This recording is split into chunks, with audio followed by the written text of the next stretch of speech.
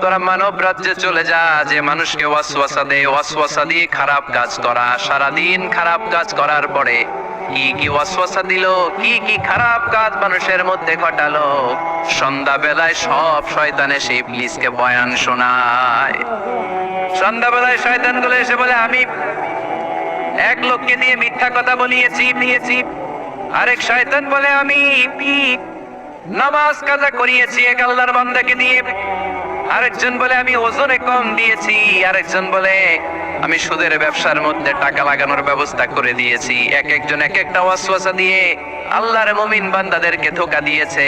এগুলোর ফিরিস্তি এসে সব শয়তানেরা ইবলিসকে শোনায়, কিন্তু কোনো কথাতে ইবলিসের মন ভরে না।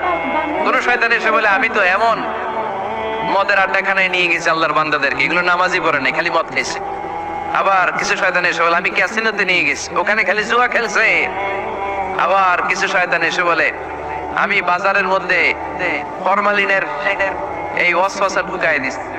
একটার পর একটা শয়তানি ফিরিস্তি তারা ইবলিসকে শোনায়, কিন্তু কোনো কাজে ইবলিসের মন ভরাতে পারে না। একজন এসে বলে, আনা মা তারাকতুহু বাইনার রাজুলি ওয়া ইমরাআতি হাত্তা ফাররাকতু, আমি একজন ইমানদার নারী পুরুষের মধ্যে ঝগড়া লাগাইয়া ওই ঝগড়া বাড়াতে তালাক পর্যন্ত নিয়ে গেছি।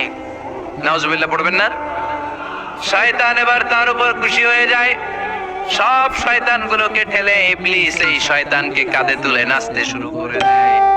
কারণ মুমিন বান্দার সংসার যদি ভেঙে যায় শয়তান খুশি হয়ে যায়, আর মুমিন বান্দার সংসার টিকে থাকলে খুশি হয়ে যায় কে? এজন্য নীলফামারীর ভাইরা ঝগড়া করা যাবে না। দাম্পত্য জীবনকে সুখী করতে চাইলে ঝগড়াকে আমরা নো বলে দিব। ঝগড়া অনেক সময় হবে, কিন্তু এটাকে বাড়তে দেওয়া যাবে না, এটাকে আমরা স্পেস দিব না, ওইখানে থামাই দিতে হবে। রাজি আছেন তো সবাই? আল্লাহ রাসূল সাল্লাল্লাহু আলাইহি ওয়াসাল্লামের ফ্যামিলিতে ঝগড়া হতো। আম্মা জান আয়েশা রাদিয়াল্লাহু তাআলা আনহার সাথে আল্লাহ রাসূল সাল্লাল্লাহু আলাইহি ওয়াসাল্লামের ঝগড়া হতো, হাদিসে পাওয়া যায়। কিন্তু এগুলো ছিল মধুর ঝগড়া, সুন্দর ঝগড়া। সুবহানাল্লাহ পড়েন। আল্লাহর হাবিব বলেন, ইয়া আয়েশা ইন্নী লা আ'লামু ইযা কুনতি আন্নী রাদিয়া ওয়া ইযা কুনতি আলাইয়া গাদবা। ও আয়েশা, তুমি কখন আমার উপর রেগে থাকো সেটাও আমি বুঝি, আবার কখন খুশি থাকো সেটাও বুঝি।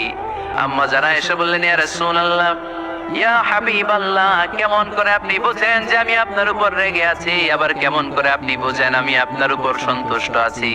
বিশ্বনবী বললেন, আয়েশা, তুমি যখন আমার উপরে খুশি থাকো